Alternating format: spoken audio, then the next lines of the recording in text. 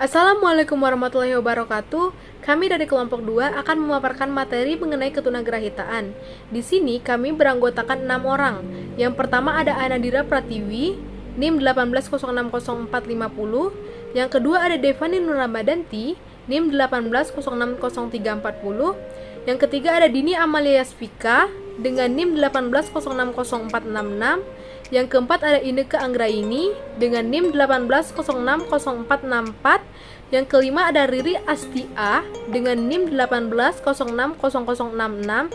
Dan yang terakhir ada saya sendiri yaitu Widya Rizky dengan NIM 180600430. Di sini sebelumnya saya meminta maaf kepada Ibu dikarenakan ada salah satu anggota saya yang tidak dapat memaparkan materi, yaitu Anadira Pratiwi, dikarenakan kehabisan suara dan sedang sakit. Assalamualaikum warahmatullahi wabarakatuh. Perkenalkan, nama saya Dini Amalia Yasvika dari kelas 4 PGSD 2018, NIM 180600466. Di sini saya akan memaparkan sedikit materi tentang pengertian tunagrahita. Tunagrahita ini adalah istilah yang digunakan untuk menyebut anak yang mempunyai kemampuan intelektual di bawah rata-rata. Dalam kepustakaan bahasa asing digunakan istilah-istilah mental retardation, mental retarded, mental deficiency, mental defective, dan lain-lain. Istilah tersebut sesungguhnya menggunakan arti yang sama dan menjelaskan kondisi anak yang kecerdasannya jauh di bawah rata-rata dan ditandai dengan keterbatasan integritas dan ketidakcakapan dalam interaksi sosial. Keterbatasan tunagrahita terbagi menjadi 3 macam, yaitu 1. Keterbatasan inteligensi. Yang dimaksud keterbatasan inteligensi adalah kemampuan belajar anak sangat kurang, terutama yang bersifat abstrak seperti membaca dan menulis. Belajar dan berhitung sangat terbatas. Lalu yang kedua ada keterbatasan sosial. Anak tunagrahita mengalami hambatan dalam mengurus dirinya di dalam kehidupan masyarakat. Yang ketiga, keterbatasan fungsi dan mental lainnya. Anak tunagrahita memerlukan waktu yang lebih lama dalam menyelesaikan reaksi pada sesuatu yang baru yang dikenalnya. Selanjutnya ada klasifikasi tunagrahita menurut AID dan PP nomor 72 tahun 1991.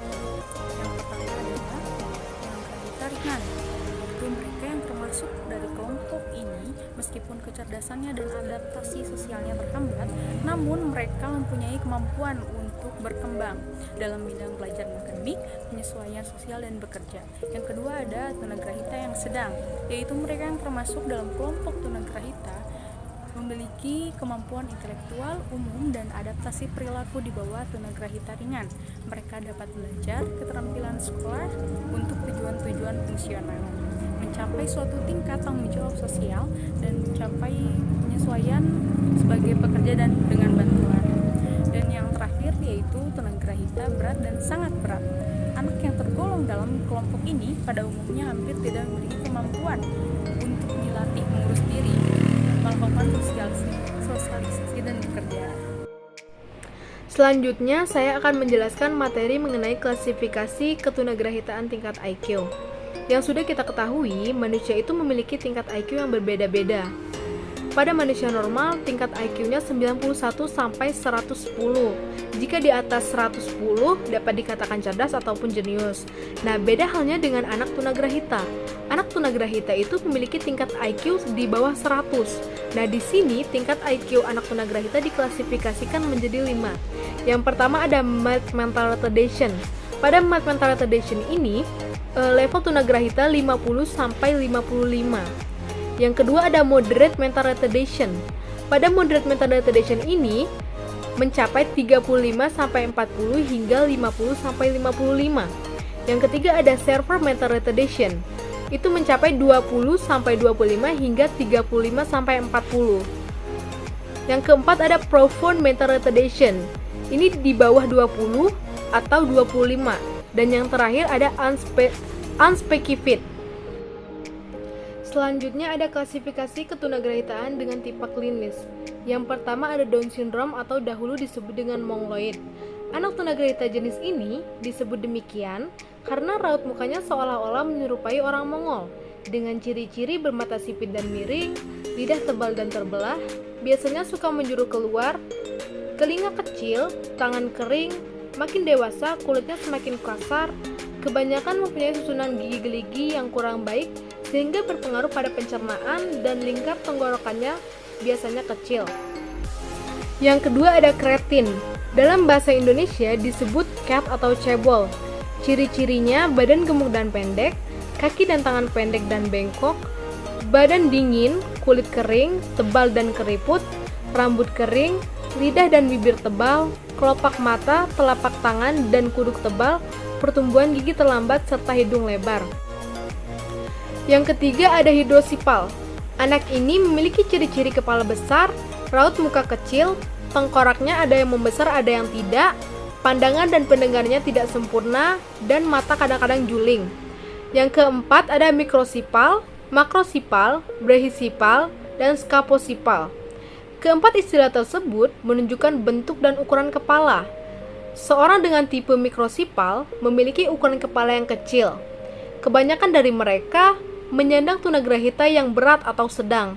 Namun penderita makrosipal kebanyakan tidak menyusahkan orang dengan ukuran kepala besar. Sedangkan penderita brahisipal memiliki ukuran kepala yang panjang dan skaposipal memiliki ukuran kepala yang lebar. Yang ketiga ada hidrosipal. Anak ini memiliki ciri-ciri kepala besar, raut muka kecil, tengkoraknya ada yang membesar ada yang tidak, pandangan dan pendengarannya tidak sempurna, dan mata kadang-kadang juling. Yang keempat ada mikrosipal, makrosipal, brahisipal, dan skaposipal. Keempat istilah tersebut menunjukkan bentuk dan ukuran kepala. Seorang dengan tipe mikrosipal memiliki ukuran kepala yang kecil. Kebanyakan dari mereka menyandang tunagrahita yang berat atau sedang. Namun penderita makrosipal kebanyakan tidak menyusahkan orang dengan ukuran kepala besar. Sedangkan penderita brahisipal memiliki ukuran kepala yang panjang dan skaposipal memiliki ukuran kepala yang lebar. Dan permasalahan anak tunagrahita. 1. Perkembangan senantiasa tertinggal dibanding teman sebaya. Kedua, tidak mengubah cara hidupnya. Dia cenderung rutin. Ketiga, perhatiannya tidak dapat bertahan lama atau amat singkat. Keempat, kemampuan berbahasa dan berkomunikasinya terbatas. Umumnya, anak gagap. Yang kelima, sering tidak mampu menolong diri sendiri. Yang keenam, motif belajarnya rendah sekali. Yang ketujuh, perkembangannya tidak rapi, suatu saat meningkat tinggi, tapi saat yang lain menurun drastis. Yang kedelapan, tidak peduli pada lingkungan. Menurut Muljono, Abdurrahman, dan Sujadi mengatakan bahwa tunagrahita dapat disebabkan oleh beberapa faktor, yaitu seperti berikut. Yang pertama ada faktor genetik, yaitu kerusakan biokimia dan abnormalitas kromosomal. Dan yang selanjutnya ada pada masa prenatal, yaitu yang disebabkan karena virus rubella atau cacar dan faktor rhesus. Dan yang selanjutnya ada pada masa natal, yaitu karena luka saat kelahiran, sesak napas, dan prematuritas. Yang selanjutnya ada pada masa postnatal, yaitu yang disebabkan karena infeksi, ensefalitis atau peradangan sistem saraf pusat, meningitis atau peradangan selaput otak atau malnutrisi. Dan yang terakhir ada sosial kultural. Assalamualaikum warahmatullahi wabarakatuh. Perkenalkan, nama saya Devani Rahmatanti dari kelas A4 PGSD angkatan 2018. Di sini saya akan mempresentasikan tentang usaha pencegahan tuna preknatal. Menurut Muhammad Yamin pada tahun 1995 sebagai berikut. Yang ke-1, diagnosa prenatal. Diagnosa prenatal dilakukan agar mengetahui kelainan-kelainan pada janin sejak dini. Jadi kita tahu tuh janin tuh ada pada tempatnya apa enggak. Kita juga dapat mengetahui itu janin tuh bisa enggak kalau kita terusin perkembangannya apa enggak, membahayakan antara janin dan ibu tidak. Yang kedua, imunisasi dilakukan agar mencegah kelainan-kelainan pada janin. Tes darah. Yang ketiga, tes darah dilakukan agar penurunan kelainan-kelainan yang ada pada orang tua. Jadi si janin itu bisa nih ada kelainan yang dibawa oleh orang tua. Jadi kita tuh bisa mengetahui ini ada kelainan apa aja dalam diri orang tua, dalam diri ibu atau diri bapak. Jadi kita tuh dapat mencegah kelainan-kelainan yang ada. Pemutusan lah istilahnya. Terus yang keempat, pemeliharaan kesehatan pada janin. Pemeliharaan kesehatan pada janin itu juga harus karena kita harus melakukan USG, melakukan istilahnya ada janin tuh yang akan berkembang nih, ini janin bahannya kesehatan seperti itu. Yang kelima, program keluarga berencana. Program keluarga berencana itu untuk supaya kita tuh bisa gini, anak ke-1 dan anak ke-2 tuh terprogram, tersusun, terencana.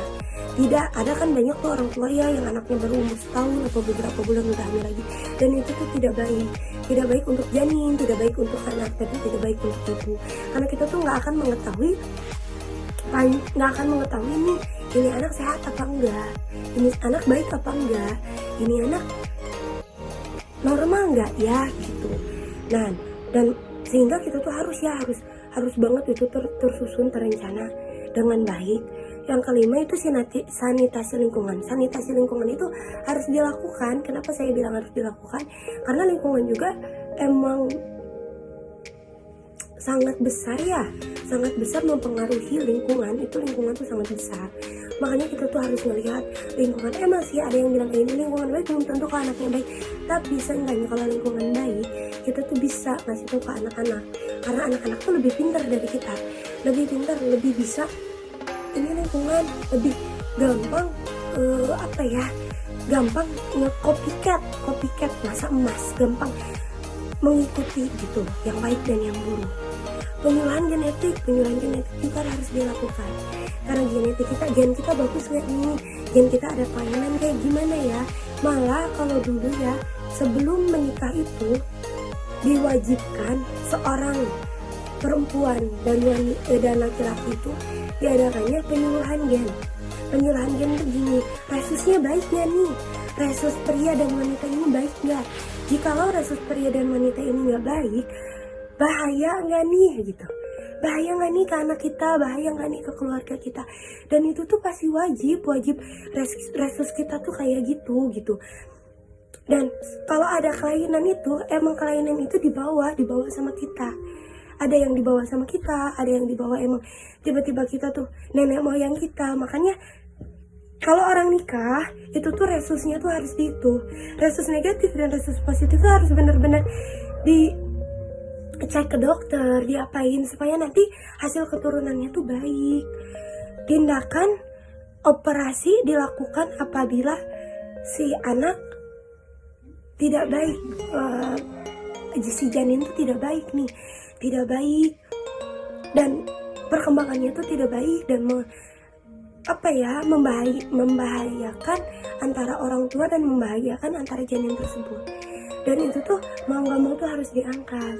Operasi itu tuh cara terakhir ya, kalau misalnya benar-benar berbahaya sekali. Karena kan kita udah melakukan tuh yang di atasnya, kita udah antara orang tua dan membahayakan antara janin tersebut. Dan itu tuh mau gak mau tuh harus diangkat. Operasi itu tuh cara terakhir ya, kalau misalnya benar-benar berbahaya sekali. Karena kan kita udah melakukan tuh yang di atasnya, kita udah melakukan segala cara. Dan cara terakhir ya, kalau misalnya kata dokter harus operasi ya, mau gak mau kita tuh harus operasi. Intervensi dini untuk membantu perkembangan anak. Karena perkembangan anak itu harus dibantu sama kita. Gak bisa kan kadang perkembangan anak mah berjalan, itu gak bisa. Emang berjalan tapi tetap orang tua itu ada di dalamnya. Orang tua itu berpengaruh besar di dalamnya. Terima kasih, sekian presentasi dari saya. Mohon maaf bila ada kesalahan. Wabillahi taufiq wal hidayah. Wassalamualaikum warahmatullahi wabarakatuh. Sekian pemaparan dari kelompok kami. Apabila ada kesalahan kata, kami mohon maaf. Terima kasih, saya akhiri. Wabillahi taufiq walhidayah. Wassalamualaikum warahmatullahi wabarakatuh.